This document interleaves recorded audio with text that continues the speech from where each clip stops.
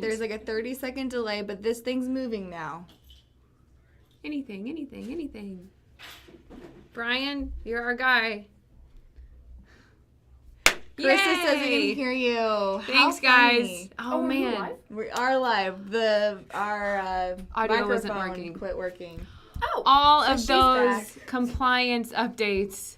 I literally went on a rampage for a solid 6 man. minutes about the compliance updates. Guys, And they got none of it. we just had a full Glad I fixed compliance it. Thank you, guys. update Thank you, Medicare Cafe. that was really riveting. And you missed it? Oh no. It's working Quick now, summary? though. Quick summary. Again, if you guys, we have blog posts on this. I'm going to be doing a Medicare Cafe What's Brewing on this. So details to come.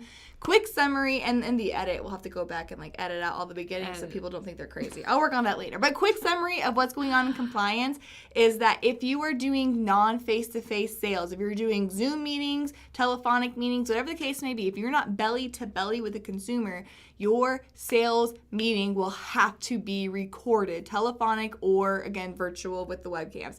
Any sales presentation you do non-face-to-face has to be recorded. So again, And this is starting for 2023 plan year. 2023 So plan prepare years. for AEP. You have the next many months until October to plan for this. So just keep that in mind. But starting again for that, recording isn't necessarily an issue. Again, Zoom has recording capability. Most cell phone providers, most cell phones do. Most voice over IP or cloud-based phone systems has the capability to record phone calls.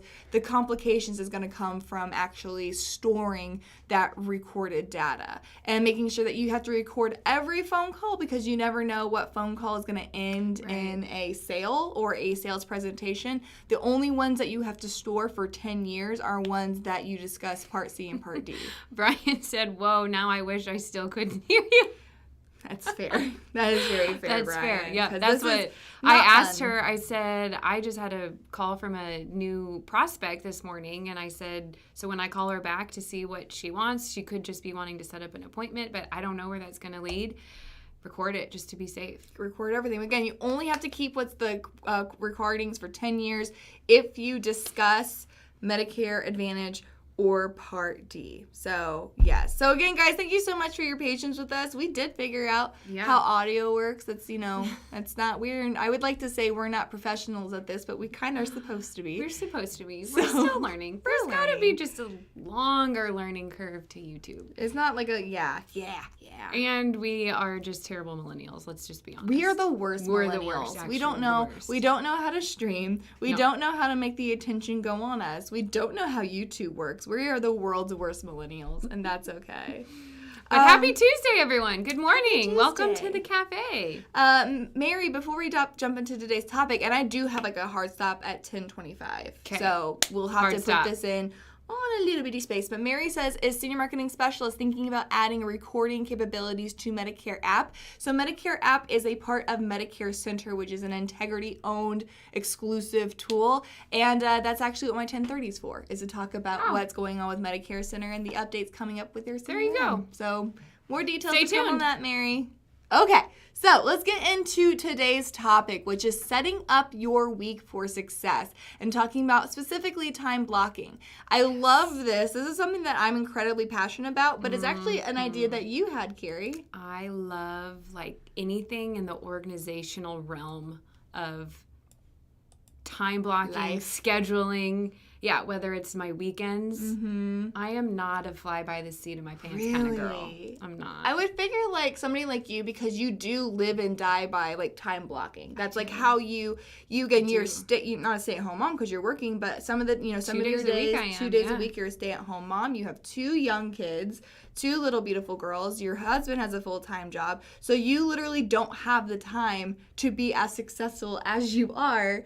And you dedicate a lot of that, or the reason for that is this time blocking. For sure, 100%. You've got to do it. So this is, again, when we talk about time blocking, it's basically how do you plan your activities?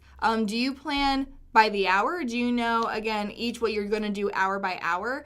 Do you know what you're going to do by day? And some of us, probably more than we care to admit, are planning. Who's she? I'm not familiar with this term. I do all the above. Even your by weekends? the hour. Well, no, not the weekends. Huh. I mean, I like to have a game plan of maybe some things we're gonna do on the weekend, but no, I don't time block the weekends. How stressed are you? Because again, I know you owe a lot of your success to this ability to do this. How stressed are you whenever life happens and you kind of have to deviate from what your plan is? Is that something you can roll with the punches, or is that something that like you struggle with? I do struggle with it. I really struggle with it. I mean, at the end of the day, you do have to roll with the punches, but sometimes even like at the beginning of the week when I'm setting up my week, I've gotten to the point where sometimes I make like a backup list. Like if something were to happen, if sitters fall through, I'm like, okay, these are the things that 100% have to get done no matter what, even if like my backups and whatever happens, and then I have I'll get to this if I can. Okay, I'm not gonna say you sound a little crazy, only because I can appreciate it. But how much we're gonna talk about like what you're blocking, and I am a firm believer in time blocking. Do you do all of yours on a Sunday night for the entire week? Yes. How much time does that take you to block out a week? Probably 2 hours. That makes sense. That aligns perfectly with my bottle of wine. I do? I do the same thing, but I do mine over wine. Mine takes about a bottle for me to plan out my week. Yeah. Same thing, I mean, and I guess it's about 2 hours, but I'm doing some other things with it also. But I make a daily to-do list for the week. So I make like 5 different to-do lists on Sunday night. Very interesting. That's what I do. It's really important, and I preach this a lot when it comes to my team. I get on my soapbox with the team that I work with here at Senior Marketing Specialist, and I call these things daily transitions. And it's whenever you're somebody, especially people who are that own their own business, and they don't necessarily have somebody over their shoulder saying, you need to get this done, you need to get this done, why isn't this done? Somebody really holds you accountable like that. Yeah. It's really easy to get lost in those daily transitions. And a really interesting study, it says that whenever, and it was more geared around Facebook, but it said this applies to really all of your transitions when you want to move from one task to another. So moving from a client appointment to a marketing, if we're doing a seminar, to trying to work your leads. That's what I call changing in tasks as a transition. Yeah. Says it takes 15 minutes to actually complete a transition. So when you move from one task to the next, it takes 15 minutes to really hit your stride. That's a long time. With that. And it is. And I think like you do 4 transitions a day, that's an hour lost. Yeah. I believe it. And how many transitions do you have in your day just by being a human? One of the podcasts that I listen to, Integrated Women, I think is what it's called. I could be saying that wrong. But she talks all about scheduling. And she says, like, it could be an hour or 2 hour, whatever your increment is. Make 1 hour at least of your efficiency tasks. Get rid of your phone. Like, if you know that you have stuff to get done, get rid of the distractions. Block off your working times, but then also block off breaks. So I start blocking off breaks on my calendar also, because if you get a good solid break, I think you can be more efficient in those working hours. And so the best thing for me is in order for me to be efficient, only working 20 hours a week, I have to get rid of the distractions. And again, with little kids, it might be hard. Right. You need to be available if someone's watching your, worst case scenario, whatever. But so I will tell my sitters, hey, during these hours, I'm really not available because I'm dedicating that to completing my tasks. So do what you've got to do to get rid of those distractions. I love that. And that's something, again, I think it's really important to set the expectations for yourself. But some of the tips we had on there is one of them was set timers and be strict with yourself. Set a timer. That's something that you do that you just talked about, of being for the next 2 hours. Actually set a timer on my phone so I'm not constantly checking on my phone and being how much time do I have left? How much time do I have left? Eliminating that. I am a huge believer in having blocked days because of these transitions. And it's so hard as a business owner because the two parts, I would say two of the most important parts of owning a business, being marketing and sales, people get those very confused, but those are very different things that require extremely different skills. Yeah. So what I always recommend doing, because this transition from my marketing day to my sales day, is I recommend having you scheduling your stuff completely different days. So like if you're going to have appointments, the days that you set appointments would be, and again, what my example would be I do appointments Tuesday and Thursday, and sometimes Friday. Friday's my rollover day. Now, my marketing days are going to be Monday and Wednesday. The mornings I do marketing, the afternoons I do office work, checking pending apps. It's the days that I'm either going to be having meetings, making partnerships, doing my webinars, doing my seminars. Those are the days that I get to be really creative, do my office work. The other days is strictly whenever I see clients. And if Friday being a rollover, what hasn't been handled, I need to get this done, dear God help me day. I feel like that's actually, at least lately, I've run into, that's actually kind of common. Yeah. So 2 of the advisors I work with, I try to schedule my meetings on certain days. And 2 of the advisors that I work with, they were talking about the same things. Like, I'm glad our meeting days align. Like, they have meeting days also, that they... Some days are designated to just, office work and catching up on calls and emails and, administrative stuff.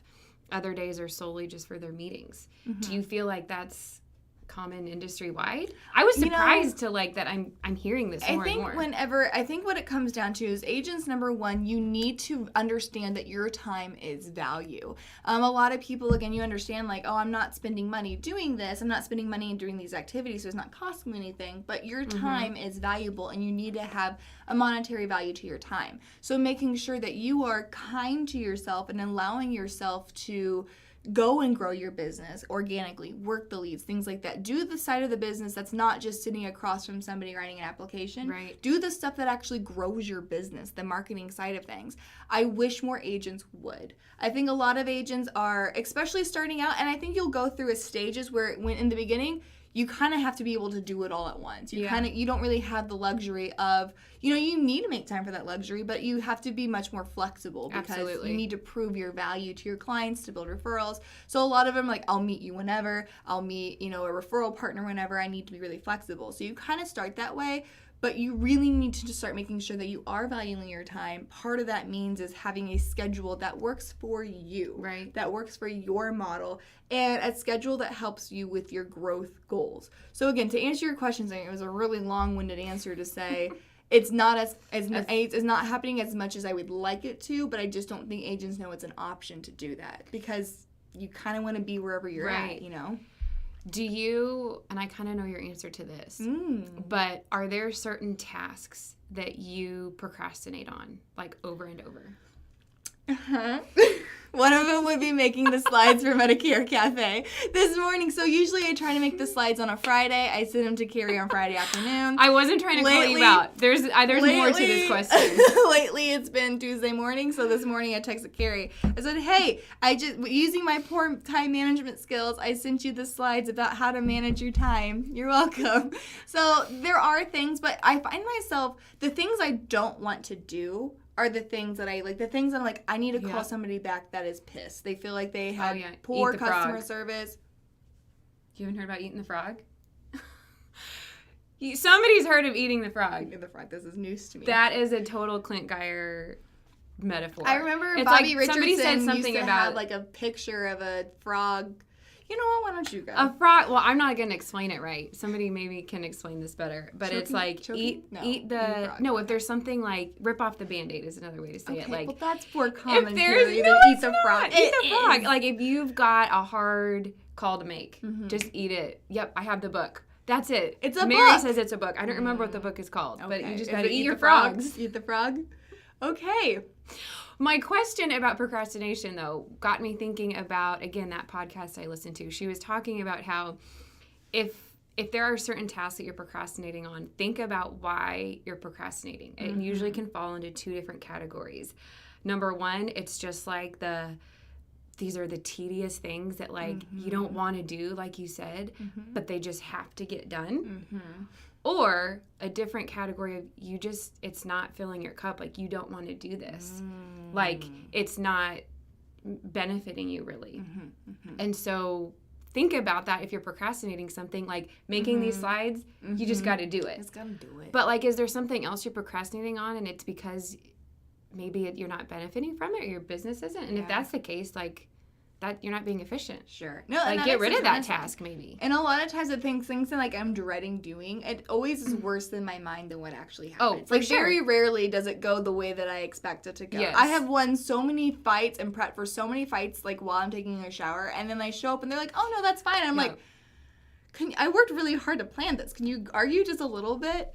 A couple other time management tips that I want to bring up. Of course, having certain days dedicated to tasks and appointments, making sure, again, in my experience, don't try to book a bunch of marketing events the same time you're doing appointments, making sure that you have days set aside so that you have less mental transitions during a day. Carrie talked about making sure you set timers and being strict with those timers. This is something that I'm really bad at. This next one is saying yes to friends and loved ones. I think that's got to be everyone's biggest guilty. Especially with kids. And I'll tell you why. I am the world's worst. I am very, very bad at this. My husband also owns his own business. He builds houses for a living. I literally did this morning, okay? I'm the world's worst. What happened? I have to be me. I have an 8 to 5 job. I have a place to be, somebody to account for me. If I don't show up, I get a phone call. You know what I mean? It's much more difficult for me to take off work and go do something. So what do? I call Chad and give him my laundry list of things that need done that has to be done during the day that I would have to take off work for. And I get really upset when he's like, I can't, I'm working. And I say, well, are you though? Are you working? And that's just a whole insight. I'll talk with my therapist about it later. But the problem is, if he says yes to a task that I give him, he's saying no to his job. And I think a lot of people who have friends and loved ones who do have an 8 to 5, and you are. That's it. That's the book. I have to read it. Thank you. I'm so uncomfortable.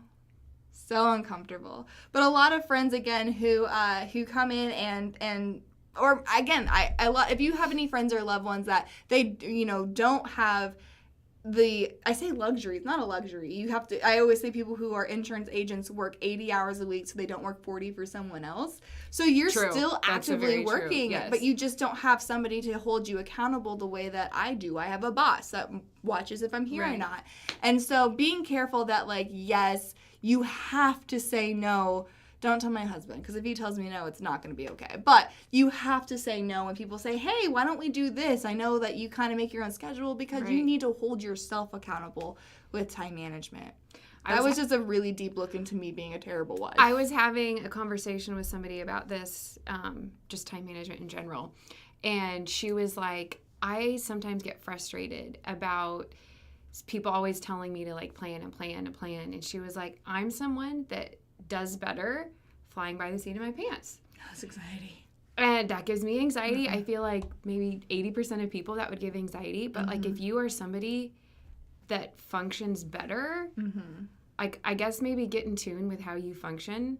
And if you're somebody that knows you can do that, like, what she was saying was, like, I hear these things like plan, and she's like, but I'm not a planner, so then I waste my time planning when I know I'm not going to do it. Well, if you're not going to, follow through. Yeah, I know. That's not the same thing. My thing is, like, people who say, like, I'm a procrastinator because I work better under pressure, you're just really good at lying to yourself.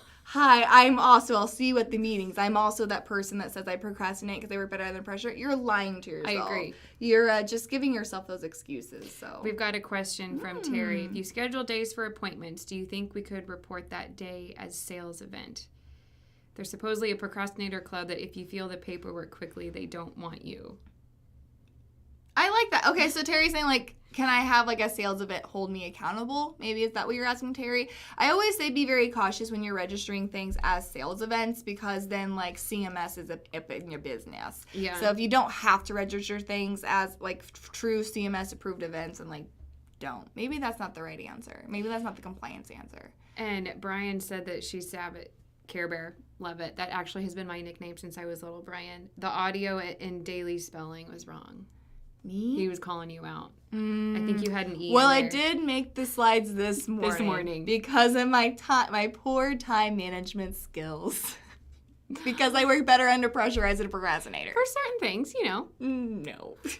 The last thing is again, be mindful of turnaround times. This is something, again, like you do have that to have... That 15-minute transition? Well, I'm just saying, like, turnaround times of, like, if somebody's asking you for something, if somebody says, hey, I need to call back, even if it's not, like, even if it's your appointment day or your marketing day, you still have to keep promises. Oh, absolutely. So, like, there's a million rules and a billion exceptions. Even if it's not your appointment day, but somebody needs a call back with questions on that, your clients do need to come first. So when I set up my week, I have 2 get it done blocks for my procrastinating. Walk me through your week, because again, like, you are very successful with your time management, very type A. Have we talked about this? Are you type A or type B? I don't know what I am. I think I'm like a hybrid. Can you be a hybrid?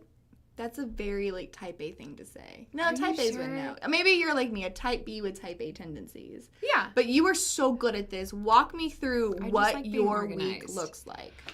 My week, for those of you that don't know, I only work 3 days a week from 8 to 3:30. Ballin'. The other times I'm home with my girls. And so Sunday night, I schedule I don't schedule my week. I plan it out, and I leave certain blocks for the unexpected. You know, obviously there's things that are going to come up, but the things that are consistent is every Thursday it's usually an hour and a half. I have 2 hours blocked off, but it's usually an hour and a half that I have my get it done. If there's something I'm procrastinating on, if there's a call, if there's a frog that I don't want to swallow, that I'm just pushing it off, I have those times blocked off to where I know I'm going to get those tasks completed. And then I also have a second one on Sunday night. So Sunday nights when I'm setting up my week, I also kind of do like a recap of my week before. And if there was anything that I left hanging, I clean up. So, like, that's why when you said asked me how long it takes. It takes 2 hours for me to schedule my week, but I'm also doing a little cleanup from the week before. Got it. The biggest one for me is, like, I'm huge on client notes. Like, if there was a meeting I had or a phone call I got or a text message, something that I connected with a client or a lead, I review all of that and make sure that in my CRM I've house those notes in there. Got it. Because, a lot of those are just kind of like, I got a text, I answered it, but you need to remember the next time you talk to them what questions they had. Absolutely. So very good point that I wouldn't have thought of. Or if you have also on Sunday nights, if any of you have admins, like, that's when I make these are my to-do lists this week, and here's what my assistant can do this week. Very cool. So she knows going into her week, this is what I've got to do for you. And I even prioritize those for her, too. Yes. And again, about 2 hours, a.k.a. a bottle of wine. Yep. I love it. Ben asked a really great question. Do you use a written calendar to do these, or do you have an app that helps you stay on track with your Sunday planning? I have multiple. So... I do write. This is the type A. Am I? A little bit. I just don't know. I just feel like I fluctuate maybe. But yes, I write down my to-do list, but then I also have like an Outlook calendar that they coordinate. I do the same thing. I have an app. I have to-do lists all over my planner. I love because then I can take it. It doesn't matter if it's on my phone, my planner, but I have that on my iPad. I do an Outlook calendar for, like, my appointments, and then I do, I have a planner that allows me to do the day, that my to-do list. So I basically use, like, two. I have my appointment calendar, and then I have my calendar that says more like my personal stuff that I have going on, and then what I need to accomplish that day. Brian says I'm a type D for dork. I mean, he's not wrong. You're not wrong. Let's see. Calendar is a great way to promised actions. Yes, it Absolutely. is. Sometimes if there's something that I've got to get done, I just put it on my calendar as if it's a meeting. Yes. And then Go Seniors was asking, what does your book of business look like right now? How many clients do you have currently with working the amount of hours that you work? I have been here working in the field about 2.5 years, and I have just under 200 clients. Mm-hmm. Very cool. Actually, after last week, I may have gotten that. I may have broken that. Congrats. Thanks. So again, guys, I know I hate to cut today short. Love all the conversations we are having, but I do have a strong meeting I have to go to. It's not a strong meeting, a strong stop, a hard stop. A hard stop for an exciting meeting. For an exciting meeting. And it is actually exciting. Very rare meetings exciting. This one's very exciting. Talking about really cool stuff coming up for our agents. Some more details to come on that. And Stacy says, love how real you are. I don't know how to be anything else. Sometimes that gets me in a lot of trouble. That's okay. That's why we love her. Yeah, or sure. So before we log off here today, guys, any other questions, comments, concerns, threats, or promises, throw them in there real quick. You can also call our office and feel free to talk to myself or anybody on our agent resources team, 1-800-689-2800. And thanks for sticking with us through the audio issue at the beginning. We're still new. Are we, though? We're just really bad at being millennials. Really appreciate you guys so much. We'll see you next Tuesday, 10 a.m., same place, same time, same content, same hosts. Same magnet. We'll see you there. So until next time, guys, have fun. Make money. And give impeccable service. Thanks, guys.